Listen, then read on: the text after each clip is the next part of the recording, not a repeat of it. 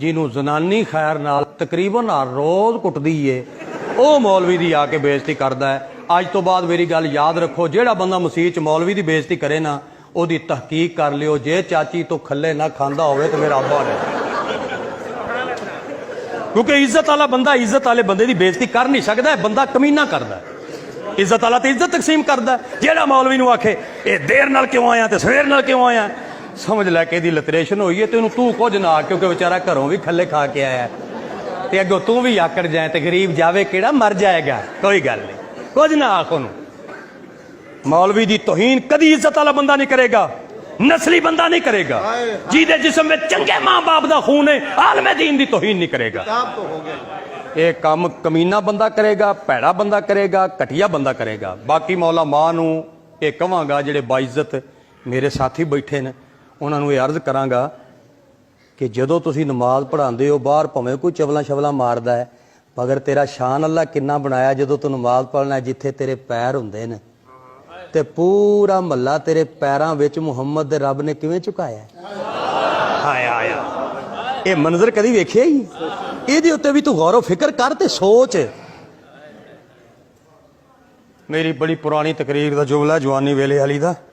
ਮੈਨੂੰ ਇੱਕ ਬੰਦਾ ਟੱਕਰਿਆ ਤੇ ਕਹਿਣ ਲੱਗਿਆ, ਡੋਗਰ ਸਾਹਿਬ। ਮੈਂ ਕਿਹਾ ਬਿਸਮਿल्ला ਕਰਾਂ। ਕਹਿਣ ਲੱਗਾ, ਜੀ ਮਸੀਤ ਦਾ ਮੌਲਵੀ ਸਾਹਿਬ ਚਲੇ ਗਏ ਨੇ, ਤੁਰਨ ਫਿਰਨ ਵਾਲਾ ਬੰਦਾ ਹੈ, ਕੋਈ ਇਮਾਮ ਲੱਭ ਦੇ। ਇਮਾਮ ਬਿਲਕੁਲ ਮੇਰੀ ਤਰ੍ਹਾਂ ਪੜ੍ਹਿਆ ਲਿਖਿਆ ਸੀ, ਇਮਾਮ।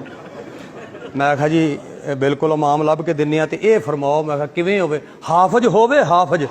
ਮੈਂ ਕਿਹਾ ਚਲੋ ਬਈ, ਪੂਰਾ ਹਾਫਜ਼ ਹੋਵੇ, ਕਾਰੀ ਵੀ ਹੋਵੇ। ਅੱਛਾ ਵੀ ਕਾਰੀ ਵੀ ਹੋਵੇ, ਮਸਲੇ ਮੁਸਲੇ ਵੀ ਦੱਸੇ। ਅੱਛਾ ਜੀ ਮਸਲੇ ਦੱਸੇ, ਗੁਸਲ ਕਫਨ ਵੀ ਦੇ ਲਵੇ, ਗੁਸਲ ਕਫਨ ਵੀ ਦੇ ਲਵੇ।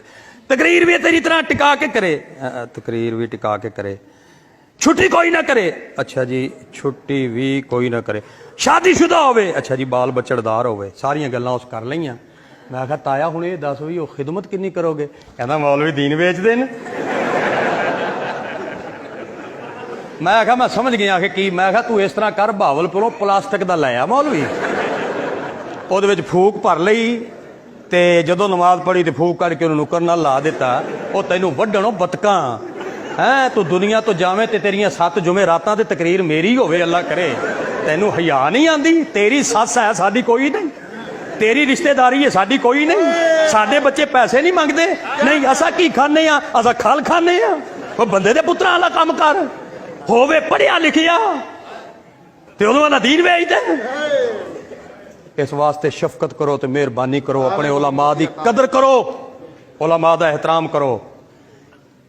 ਜ਼ਿੰਦਾ ਨੂੰ ਵੀ ਮੰਨੋ, ਮਰਨ ਤੋਂ ਬਾਅਦ ਜੋ ਮੰਨਣਾ ਹੈ, ਕੁਰਾਨ ਦੀ ਕਸਮ, ਮਰਨ ਤੋਂ ਬਾਅਦ ਮੰਨਣਾ ਹੈ। उम्र भर संग जनी करते रहे अहले चमन, ये अलग बात है दफनाएंगे बड़े एजाज के साथ। ਜਿਹੜੇ ਬਾਬਿਆਂ ਨੂੰ ਜ਼ਿੰਦਗੀ ਸਾਰੀ ਅਸੀਂ ਸੋਲੀ ਤੇ ਚੜਾਇਆ, ਤਕਲੀਫਾਂ ਦਿੱਤੀਆਂ ਨੇ, ਮਰਨ ਤੋਂ ਬਾਅਦ ਇਹਨਾਂ ਦੀਆਂ ਕਬਰਾਂ ਤੇ ਗੁੰਬਦ ਬਣਾਏ ਤੇ ਚਾਦਰਾਂ ਚੜਾਈਆਂ, ਕੀ ਮੰਨਿਆ ਤੇ ਫਿਰ ਕੀ